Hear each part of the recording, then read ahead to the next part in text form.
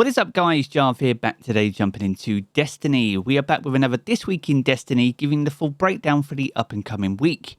This week sees the continuation of the Bladed Path quest, where we attune a new element. We also see the launch of Grandmaster Nightfalls into the game. As well as those, we have a full breakdown of the exotic mission, the featured raid and dungeon content, lost sectors, and so much more. So be sure to stick around and enjoy the video. If you do enjoy the video, be sure to leave a comment and rating down below. And remember to subscribe for more Destiny 2 content. We are well on our way to 200k, so make sure to hit that red button and ring that bell to ensure you don't miss an update. But without further delay guys, let's jump into the video. Another week and another This Week in Destiny. This week marks week 4 of Season of the Witch, and with that we have the continuation of the Bladed Path quest. This is the main quest for Season 22, and this week will see us attune to a brand new element. Over the course of this season, we will attune to 3 elements in total, and all these attunements will allow us access to additional Makana cards. You'll need these to fill out your collection, and some of them are incredibly strong and well worth chasing. Now, as well as the continuation of that quest, Grandmaster Nightfalls launch into Destiny 2 for Season 22.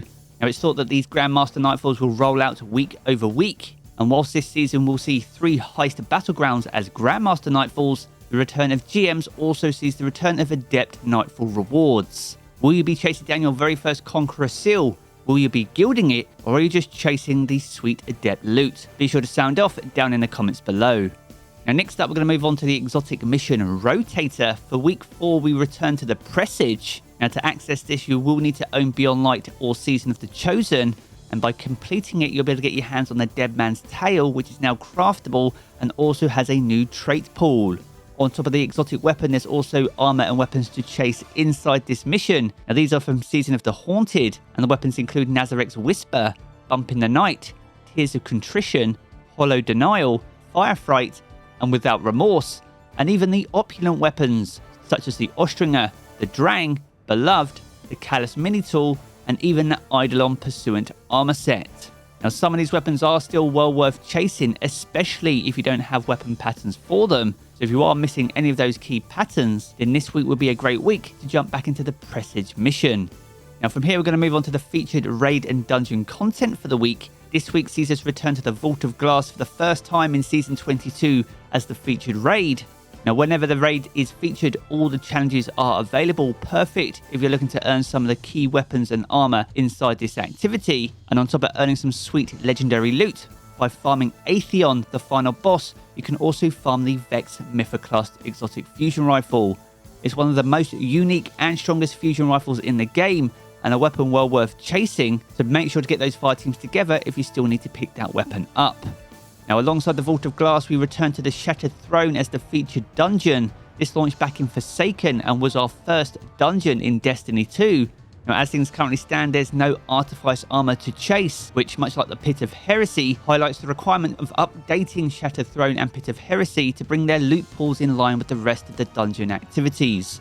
All in all, Shattered Throne really needs some love, and what changes would you like to see? Make sure to sound off down in the comments below. Now next up, we're going to move on to Dares of Eternity and the 30th Anniversary Pack activity. As well as the Scatterhorn armor set this week, we see the return of the Wild Hunt armor set from Season of the Hunt. Naturally, with Season of the Hunt armor, you do see the relevant weapons too, including the Arsenic Bite, the Blast 2, Corsair's Wrath, Deafening Whisper, Dire Promise, Enigma's Draw, Escape Velocity, the Gian 7 rifle, the Royal Chase, True Prophecy, Friction Fire, and the Timeline's Vertex. Now I would love to see some of these weapons become craftable, and better still, even new weapons added to the loot pool. But with that in mind, Bungie are planning some changes to Dares of Eternity as we approach final shape. What kind of changes will they be? Hopefully we'll hear more over the coming weeks and months. Now next up, we're going to move on to the weekly rituals. And with the return of Grandmaster Nightfalls in week 4, we also return to the heist battleground over on Europa. This is the very first time this is appearing as a Nightfall and even a Grandmaster Nightfall in Destiny 2, and will certainly pose a very worthy challenge. Naturally, with the Grandmaster in rotation, you'll be able to pick up some sweet Adept loot this week. And as we mentioned last week, we are still working out the rotation for the weapons in Season of the Witch. But with that in mind, could we finally see the Warden's Law return to rotation? It's probably the most requested Nightfall weapon so far this season, but as soon as we know more, we'll be sure to update the pinned comment down in the comments below. Now, alongside the return of the Heist Battleground on Europa, moving over to the Crucible, we see Supremacy and Momentum Control return as Crucible Rotators. Now, Supremacy is a returning game mode from Destiny 1, whereas Momentum Control has fast time to kills right here in Destiny 2. Now, as well as the return of those two modes, with the conclusion of Iron Banner, we should also see the return of Trials of Osiris upon Friday's daily reset. And as Bungie mentioned in their recent update, they have massively increased the drop chances of Trials weapons dropping when winning a Trials of Osiris match. Is that enough to get you back inside Trials of Osiris? And will the increase in player population improve the game mode overall? I'm certainly considering jumping into Trials this weekend. Are you? Be sure to let me know down in the comments. Now, next up, we're going to move on to the Lost Sector calendar for week 4. This week kicks off over in the Exodus Garden 2A, offering exotic helmets. For Wednesday, you can head over to the Sepulchre for exotic boots. For Thursday, Extraction is back, offering exotic gauntlets. And with the return of Trials, you can head over to the Metamorphosis for a chance at exotic chest pieces. Over the course of the weekend, on Saturday, K1 Revelation returns for another chance at exotic helmets, with Sunday's challenge being found over in K1 Communion, offering a second chance for a pair of exotic gauntlets. And when it comes to rounding out the week, you can head over to K1 Crew Quarters on Monday for another chance at exotic gauntlets. So if you are still picking up the gauntlets that were either introduced this season or even last season and alongside Beyond Light, then be sure to plan your week accordingly. And if you want to check out this calendar in full for yourself, which is now available, then make sure to do so over in Today in Destiny, and I'll leave the link to that down in the video description below.